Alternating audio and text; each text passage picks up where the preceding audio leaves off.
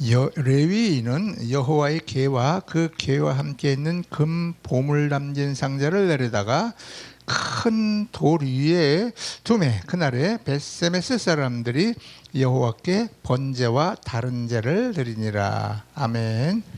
예. 자, 은혜의 기적, 기적의 은혜라고 하는 말씀의 제목으로 하나님의 말씀을 증거하도록 하겠습니다. 성경은 기적의 책입니다. 창세기 1장부터 끊임없이 성경에 나오는 이야기들은 기적으로 연결되어 있습니다.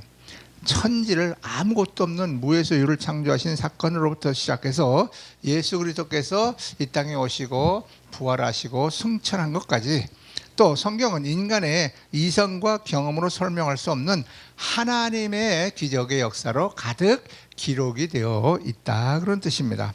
그러나 그 어떤 기적보다도 우리에게 더 위대한 기적이 있는데, 그것은 죄인인 우리가 회개해서 하나님의 자녀가 된 것이고, 그리고 변화되어 하나님의 말씀과 뜻대로 살아가는 새 사람이 된 것이라고 할 수가 있습니다. 오늘 본문은 바로 그 은혜의 기적을 보여주고 있습니다. 자, 본문에서요, 이 블레셋 사람들이 여호와 하나님을 시험하려고 했어요. 자, 여기서 나오는 이 여호와의 궤가 왜 블레셋 사람들에게 갔을까요? 네, 전쟁을 했습니다. 블레셋 사람과 이스라엘 백성들이 전쟁을 해가지고요, 이 블레셋 사람들이 이제 그 여호와의 궤를 메고 전쟁터에 나갔는데, 이스라엘 백성들에게서 그것을 빼앗아 갔습니다. 빼앗아 가서 자기네 산당에다 이렇게 두었는데, 그곳에서 여러 가지 이상한 현상들이 막 일어나고 백성들이 이렇게 막 질병이 걸리고 하는 아주 좋지 않은 그런 일들이 벌어진 거예요. 그래서 그 사람들이 이 여호와의 궤에서 그런 문제가 생겼나 보다 하고, 이 여호와의 궤를 다시 이스라엘 사람들에게 돌려주기로 한 것입니다. 그래서 돌려주는 방법이 오늘 저와 여러분이 읽은 성경 구절에 상세하게 나와 있습니다. 자, 그래서 이것을 그들에게 돌려주는데, 우리가 이런 방법으로 돌려주는데, 이렇게 해서 우리가 원하는 대로 그렇게 계속 그 이제 소에다가 암소 2마리가 끄는 그 수레에다가 그것을 싣고, 여호와의 궤를 싣고 그 이스라엘 사람들이 살고 있는 벳세메스라고 하는 땅으로 계속 이렇게 똑바로 가면 그것이 하나님으로부터 온 것이고, 그렇지 않으면 우연하게 우리가 그런 이거하고 관계없이 우연하게 그냥 재앙이 있었나 보다, 이렇게 생각하겠다고 한 것입니다. 그래가지고 멍에를 메어본 적이 없는 이제 새끼를 금방 낳아서 젖먹이는 암소 2마리한테 하나님의 법궤를 수레에다 얹어서 싣고 끌게 했습니다. 그리고 사람의 인도가 없이 소 2마리가 그냥 저들이 알아서 가게 내둔 거예요. 사람이 끌고 간 게 아닙니다.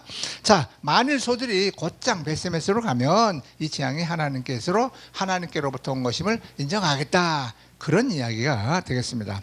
그런데요, 이것은 인간적으로는 전혀 불가능한 현실입니다. 가능하지 않습니다. 왜요? 멍에를 메어본 적이 없다 그러면 처음에 멍에를 얹으려면요, 이 소들이 엄청 날뛰어요. 왜요? 아직 길들이지 않았잖아요. 저도 시골에서 소를 키워본 경험이 있어요. 어릴 때 어르신들이 이제 웬만치 커가지고 소를 멍에를 메거나 코를 뚫거나 해가지고 이런 멍에를 얹는데, 처음에 이렇게 얹으면 막 날뛰어요. 무거운 것이 자기 등에 얹어지니까요. 그래서 코를 뚝 뚫어가지고 코를 붙들고 이렇게 계속 하면 이제 나중에는 할 수 없이 그걸 이제 매야 되나 보다 하고 포기하고 매게 돼 있어요. 그래서 이제 매고 가는데, 이 소가 처음 얻는 거예요. 한 번도 멍에를 매본 적이 없는데, 그걸 매니까 소가 날뛸 텐데 소가 조용하게 가만히 있는 거예요. 자, 더욱이 이제 젖 먹는 새끼가 있어요. 암소가 새끼를 금방 낳은 암소예요. 그러니까 젖 먹이는 송아지가 있는 거예요. 그 송아지들이 이제 있는데, 송아지들이 이렇게 떼어지면 배고프면 막 울 거 아니에요. 그럼 젖 먹이는 소가 본능적으로 어미소가 새끼한테 젖을 먹이려고 가려고 할 텐데, 암소 2마리는 그 소리를 들으면서도 새끼에게 돌아가지 않고 똑바로 벳세메스가 있는 그 땅으로 이렇게 갔다 하는 거예요. 이게 불가능한 얘기죠. 사람이라도 그렇게 하지 않을 거예요. 더군다나 말도 못하고 뭐 알 수 없는 짐승이 한 마리도 아니고 더군다나 두 마리가 똑같이 같은 행동을 한다는 것은 이건 불가능하고 있을 수가 없는 이야기죠. 더군다나 여기 보면은요, 이제 당시에 그 날씨가 추측할 수가 있는데, 여기 보니까 밀벨 때라고 하니까 더울 때예요. 요즘 같을 때 같아요. 요즘 아마 밀베고 있는 때가 같은데 5월, 6월 요 정도 날씨 같아요. 그러니까 상당히 더울 때죠. 그리고 그 블레셋에서 벳세메스로 올라가는 길은 이 평범한 평지가 아니에요. 올라가는 길이라고 했어요. 오르막길이라고 말입니다. 높은 지역에 있기 때문에 오르막길이다. 그러니까 그 수레를 끌고 가는 것도 힘들다, 힘든 길을 간다, 그런 의미가 되겠습니다. 더군다나 방향을 누가 인도하는 사람이 없어요. 너들 두 마리가 알아서 끌고 가라는 거예요. 소 두 마리가 똑같이 마음을 맞춰서 한 방향으로 똑같이 나가라, 그 말입니다. 이게 불가능한 얘기거든요. 사람이 앞에서 이끌고 가는 것도 아닌데요. 너들 알아서 둘이 가라는 거. 그러니까 인간적으로는 도저히 불가능한 일을 이 블레셋 사람들이, 하나님이 정말로 그랬으면 걔들이 똑바로 그렇게 갈 거라고, 가능하지 않은 일을 이렇게 하면서 하나님을 시험한 겁니다. 하나님이 한 게 아니라고 하는 것을 이렇게 하나님이 한 것이라고 하는 것을 인정하기가 싫었다는 것이죠. 쉽게 말씀드리면. 자, 그래서 이렇게 했는데 결국 오늘 본문에 보니까 암소 두 마리가 똑바로 다른 곳으로 가지 아니하고 벳세메스라고 하는 이스라엘 땅으로 갔다라고 하는 내용이 되겠습니다. 자, 이제 이 사건을 통해서 하나님의 기적을 한번 우리가 생각해 보도록 하겠습니다. 자, 죄인이 하나님 앞에 나오는 것이 최고의 기적입니다. 7절에 멍에를 메어보지 아니한 젖 나는 소 두 마리라고 하죠. 길들여지지 않은 소가 멍에를 순순히 받아들여지지 않듯이 죄인이 하나님 앞에 나와 예배하고 하나님 경배하고 섬긴다. 이거 인간의 힘으로는 불가능합니다. 누구 말 맞다나 돈 준다고 해도 안 합니다. 그래서 예수님께서는 말씀하셨죠. 사람으로는 이거 할 수 없는 것이다. 그러나 하나님께서는 다 하실 수 있다. 마태복음 19장 26절에 그렇게 말씀하셨어요. 사람은 못한다. 그러나 하나님께서 못하실 일이 뭐 있냐. 다 할 수 있다라는 거예요. 그래서 하나님의 은혜가 아니면, 하나님의 능력이 아니면, 하나님의 기적이 아니면 절대 일어날 수 없는 것이 우리 죄인이 회개하고 하나님 앞에 나오는 것이라고 하는 거예요. 우리가 하나님 앞에 나와 예배드리고 하나님 없이는 살 수 없다고 하는 이 마음을 갖고 섬기고 하나님을 믿는 것은 그 자체가 이미 기적이라고 하는 것이죠. 누군가 우리를 인도하기 위한 이제 기도가 있었을 것이고 인도가 있었을 것이고, 또 무엇보다 하나님의 은혜가 저와 여러분에게 임했기 때문에 죄인인 우리가 하나님 앞에 나오게 되었다 하는 것이죠. 우리는 눈에 이렇게 보이는 기적만을 자꾸 생각하고 기대하죠. 그러나 죄인이었던 우리가, 영원히 멸망받을 수밖에 없었던 우리가 하나님을 믿게 되고 하나님을 사랑하게 되고 말씀대로 살아가겠다고 하는 그러한 새 사람이 된 것보다 더 큰 기적은 없다 하는 것입니다. 그것이 바로 우리에게 가장 큰 기적이라고 할 수가 있습니다. 두 번째로는 하나님의 뜻대로 살아가는 것이 기적이죠. 본문은 송아지들을 떼어 집에 가두었다 이렇게 기록하고 있습니다. 모성애가 강한 어미소가 송아지 새끼를 두고 이렇게 먼 길을 떠난다는 것은 본능과는 이렇게 반대되는 행동이에요. 이건 불가능한 일이에요. 그러나 하나님의 뜻 앞에서 그 불가능한 일이 이루어진 것입니다. 암소들이 그렇게 했습니까? 아닙니다. 하나님께서 암소들을 그렇게 이끌어 가신 것입니다. 어떤 사람들은 암소들이 이렇게 했으니까 우리도 암소들처럼 이렇게 하자 이렇게 말을 하는데 그 말은 틀렸습니다. 암소가 한 게 아니에요. 암소가 한 게 아니라 하나님이 암소를 그렇게 이끌어 가신 것이죠. 우리 역시 마찬가지예요. 세상은 끊임없이 우리를 붙들어요. 뒤에서 붙들고 뭐가 붙들고 저것과 붙들고 죄가 붙들고 욕심이 붙들고 유혹이 붙들고 염려와 두려움 마치 중력처럼 우리를 뒤에서 끌어당겨요. 인간의 힘만으로는 그 흐름을 거슬려 살기가 어려운 것이 현실입니다. 그러나 하나님의 은혜가 임했기 때문에 우리의 모든 유혹을 다 뿌리치고 하나님 앞에 나오게 된 것이라고 하는 거예요. 이거 우리가 한 것 같지만 우리가 한 게 아니에요. 하나님께서 하신 일입니다. 마치 소가 무슨 결심을 하고 하나님 앞에 헌신하기 위해서 지가 한 것이 아니고 하나님이 이끌고 가셨다, 그 말입니다. 저와 여러분이 오늘 다른 데 가지 않고 다른 일 하지 않고 다른 유혹 다 뿌리치고 주님 앞에 나와 예배드리는 것 내가 한 것이라고요? 착각이에요. 하나님께서 우리를 이렇게 이끌어 오셨다, 그런 뜻이 되겠습니다. 하나님의 은혜가 임해서 우리가 변화받게 되었다고 하는 겁니다. 삭개오 있죠, 삭개오. 예수님을 만난 후 그는 탐욕의 사람이 아니고 나눌 수 있는 그런 사람이 되었을 뿐만 아니라 이제 성경에 나오는 그 막달라 마리아라고 하는 그 주님을 가장 사랑하는 여인, 그런 사람도 있고, 교회를 핍박했던 사도행전에 나오는 그 사울, 그 사람은 예수 그리스도를 만나고 하나님에게 이끌림 받아 하나님께 귀하게 쓰임받는 사도로서 사명을 다하지 않았냐 하는 것입니다. 복음을 위해서 생명까지 바친 사람이 된 것입니다. 사도 바울이 자기가 했다고요? 아니요. 사도 바울은 성경에 이렇게 했어요. 나의 나 된 것은 내가 한 것이 아니다. 오직 주의 은혜로 주님께서 하셨다라고 기록을 했습니다. 사도 바울은 또한 빌립보서 1장 21절에 이렇게 말했어요. 내가 사는, 내 안에 사는 것이 그리스도니 죽는 것도 유익함이다. 주님을 위해서 내가 주님이 나를 죽으라고 하면 죽는 것도 내게는 유익하다라고까지 고백을 했습니다. 그 고백이 무슨 뜻이에요? 나는 내 것이 아니라 하나님의 것이기 때문에 하나님의 뜻대로 나는 이끌어가지고 하나님의 뜻대로 사용되어진다. 내가 내 맘대로 하는 건 없다. 그런 의미가 되겠습니다. 은혜 없이는 절대로 할 수 없는 고백이라고 할 수가 있겠습니다. 자, 세 번째는요, 하나님께 충성하는 것이 기적이에요. 암소 두 마리가요, 무거운 그 수레를 끌고 뜨거운 길, 더운 길을 묵묵히 걸어갔어요. 아까도 말씀드렸지만 약간 높아요. 지대가 높아서 언덕길을 계속 걸어가야 되는 힘든 길이에요. 사람이 끌고 가는 인도도 없었고 어디로 가는지도 몰라요. 그냥 앞으로 똑바로 간 겁니다. 쉬운 길도 절대 아니었어요. 그러나 끝까지 그들이 하나님이 이끄는 대로 끌려갔다. 은혜 받은 사람은 하나님에게 이끌려 충성하게 되어 있습니다. 많은 사람들이 하나님의 이끌림이 아니라, 은혜가 아니라 자신의 감정만으로 일을 시작하고 봉사하다가 지쳐서 나가 떨어집니다. 그것은 하나님의 은혜가 임해서 한 게 아니라 자신의 감정으로 했기 때문에 그렇다고 하는 것입니다. 그래서 그런 사람들은 하나님의 일을 열정을 가지고 시작했다가 나중에 상처받고 이렇게 떨어져 나가고 낙심하게 된다 하는 것이죠. 하나님의 은혜로 한 게 아니기 때문에 그렇다고 하는 겁니다. 하나님의 은혜가 임해서 하는 사람은 어떠한 형편과 사정에도, 어떠한 어려움과 시련 가운데서도 낙심하거나 후퇴하거나 떨어져 나가지 않게 되어 있습니다. 마치 암소 두 마리가 그 무거운 수레를 끌고 그 더운 여름날 높은 땅 언덕길을 끊임없이 걸어갔던 것처럼 힘들고 고달파도 뒤에서 누가 송아지가 젖달라고 울어대도 관심 없어요.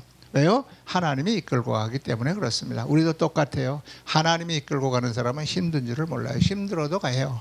그러나 하나님이 끌지 않고 자기의 감정과 자기의 무엇으로 의로 하려고 하는 사람은 조금 하다가 힘들면 지쳐서 나가 떨어지고 조금만 시험거리 닥치면 낙심하고 상처받게 되더라 하는 겁니다. 하나님의 일은 은혜로 감당해야 된다는 것을 알 수가 있습니다. 자, 이제 네 번째입니다. 성도가 하나 되어 사랑하는 것이 바로 기적이라고 하는 것입니다. 본문의 암소들이요, 좌우로 치우치지 아니하였다라고 기록하는데, 훈련되지 않은 두 마리, 한 마리도 아니에요. 두 마리가 서로 똑같이 마음이 맞아야 똑같이 가요. 한 암소는 이쪽으로 가려고 하고 한 암소는 저쪽으로 가려고 하면 똑바로 갈 수가 없습니다. 목적지에 도달할 수가 없어요. 두 마리가 암소가 서로 싸우는데 어떻게 똑같이 그 마음이 합해지지 않은데 그 길을 갈 수가 있겠어요? 똑같습니다. 두 마리 소가 끝까지 보조를 맞추고 한 방향으로 마음을 맞춰서 갔다 하는 것, 이거 절대 쉬운 일이 아니죠. 우리도 역시 똑같습니다. 교회는요, 각자 개성이 다른 사람들이 모인 공동체입니다. 예수 그리스도 안에서 하나 되어 사랑한다는 것은, 사랑하고 함께 섬진다, 마음 맞춘다는 것은 하나님의 은혜가 아니고는 어렵다는 거예요. 교회에서 왜 분란이 일어나고 서로 시기 질투 다툼 미움이 나타납니까? 서로 마음이 맞지 않아서 그래요. 우리 교회는 뭐 성도들이 없으니까 그런 일이 없는데, 그 전에 보면 성도들끼리도 서로 시기하고 질투하고 다투어요. 교회 안에서 서로 사랑하라고 예수님이 가르친 그런 교회 안에서 왜 그러냐? 참 어렵죠. 예수 그리스도 안에서 하나가 되지 못해서 그런 것입니다. 시편 133편 1절에 그렇게 기록했죠. 보라, 형제가 연합하여 동거함이 어찌 그리 선하고 아름다운고. 형제가 연합하여 동거하는 것이 선하고 아름다운 것이라고 이렇게 칭찬을 했습니다. 세상에서는 가족끼리도 싸우고 다투고 갈라지고 가족끼리 원수되면 남만 못해요. 그런데 믿음 안에서, 교회 안에서 서로 용납하고 사랑하며 함께 하나님 나라를 세워간다는 것은 놀라운 하나님의 은혜라고 하는 것입니다. 생각해 보세요. 각자 태어난 배경이 다르고 각자 성장 환경이 다르고 교육 사상 다 달라요.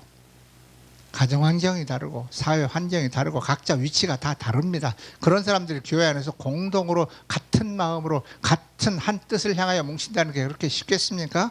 인간적으로는 불가능해요. 하나님의 은혜가 임하면 가능하다, 그런 뜻이 되겠습니다. 자, 마지막으로 하나님 나라 천국을 바라보며 소망으로 살아가는 것, 이게 바로 기적입니다. 암소들은 자신이 어디로 가는지 알지 못했어요. 하나님께서 정하신 길을 그냥 따라간 겁니다. 하나님의 이끌림 따라 그냥 어딘지도 모르고 목적지도 모르고 무조건 걸어갔다, 그 말입니다. 우리 인생들도 똑같습니다. 우리 인간들은 어디로 와서 어디로 가는지 스스로 알 수가 없는 존재였어요. 그런데 그런 인생이 아직도 본 적도 없고 가보지 못한 천국을 바라보면서 소망 가운데 살아간다는 것은 하나님의 은혜라고 말입니다. 하나님의 은혜가 아니면 우리가 알 수도 없고 깨달을 수도 없고 믿을 수도 없다는 것이죠. 천국 소망이 희미해졌다. 만약에 그렇다면 다시 하나님께 기도해서 은혜를 받으시기 바랍니다. 은혜가 깊어질수록 하나님 나라를 향한 그러한 소망도 더욱 깊어지고 커질 것이기 때문에 그렇습니다. 결국 그 끝은 그들이 이제 목적한 벳세메스에 도착을 합니다. 도착한 그들은 법궤를 이끌고 왔다고 암소 2마리 상 받았을까요? 아닙니다. 그곳에 목적지에 도착한 이후에 그들은 하나님께 제물로 바쳐졌습니다. 제물로 바쳐졌다고 하는 거예요. 자기들이 그곳에 가면 죽을 줄 알면서도 걸어갔다는 것을 우리가 알 수가 있는 거예요. 우리의 인생도 그렇습니다. 우리의 사역도 그렇습니다. 하나님의 자녀들은 하나님이 이끄시면 그것이 죽을 자리라고 해도 우리는 끌려가는, 벳세메스로 가는 암소와 같이 끌려가는 게 우리의 인생이다, 그 말입니다. 하나님이 이끄시면 거절할 방법이 없어요. 암소 2마리가 하나님이 이끌으셨기 때문에 거절할 수가 없어요. 죽을 줄 알고도 끌려간 겁니다. 우리도 똑같습니다. 죽을 자리라 할지라도 하나님이 이끄시면 우리는 가야 되는 것이 우리입니다. 왜요? 내 마음대로 거절할 수가, 거부할 수가 없기 때문에 그렇습니다. 내 결심과 힘으로 가는 것이 아니라 하나님의 이끌림에 따라서 우리가 이끌려 간다, 그런 의미가 되겠습니다. 말씀을 정리합니다. 하나님께서 우리에게 주신 가장 큰 기적은 예수 그리스도를 우리에게 보내주셔서 우리를 구원해 주신 거예요. 그것이 우리에게 가장 큰 기적이죠. 또한 가장 큰 은혜라고 할 수가 있겠습니다. 그리고 또 하나의 기적은 예수 그리스도를 믿고 우리가 구원받은 거예요. 하나님의 자녀된 겁니다. 결국 모든 것은 하나님의 은혜이지 내가 믿어서 구원받은 거 아니에요. 나를 믿게 이끌어 가신 하나님의 기적이고 은혜라고 하는 겁니다. 그래서 우리가 은혜 받아서 죄인이 변화되었고, 그리고 하나님의 뜻대로 살게 되고, 그리고 충성하고 사랑하고 소망 가운데 우리가 살아가게 된 것이라 그 말입니다. 그러므로 우리가 삶 가운데 전혀 낙심할 필요가 없습니다. 조금 어려울지라도 근심하거나 걱정할 필요가 없습니다. 날마다 하나님 앞에 나아가서 은혜를 사모하시기 바랍니다. 그 하나님의 은혜로 하나님께서 가장 기뻐하시는 복된 여러분들이 되시기를 주 예수 그리스도의 이름으로 축복합니다. 기도하겠습니다. 하나님 감사합니다. 하나님의 크신 은혜 가운데 우리는 기적으로 하나님의 자녀가 되었습니다. 예수 그리스도를 믿고 영원히 멸망받을 죄의 그러한 구렁텅이에서 건진받은 복받은 우리들임을 감사드립니다. 하나님의 은혜에 감사하여 하나님께서 이끄시고 하나님께서 원하시는 그러한 길을 우리가 끌려갑니다. 내 의로 내 결심으로 무엇을 하는 것이 아니고 오직 하나님께서 이끌어 주시고 감동하시는 대로 끌려갈 뿐입니다. 마치 벳세메스로 가는 암소 2마리가 자기가 죽을 걸 알면서도 하나님의 이끌림대로 끌려갔듯이 우리도 하나님의 은혜 가운데 끌려감으로 말미암아 그 자리가 복의 자리가 됐던 죽음의 자리가 됐던 끌려갈 수 있는 우리들이 되게 하옵소서. 사도 바울이 주께서 내 안에 계시니 내가 죽는 것도 은혜라고 한 그 고백이 우리의 고백이 되게 하옵소서. 감사드리며 주 예수 그리스도의 이름으로 기도드립니다. 아멘.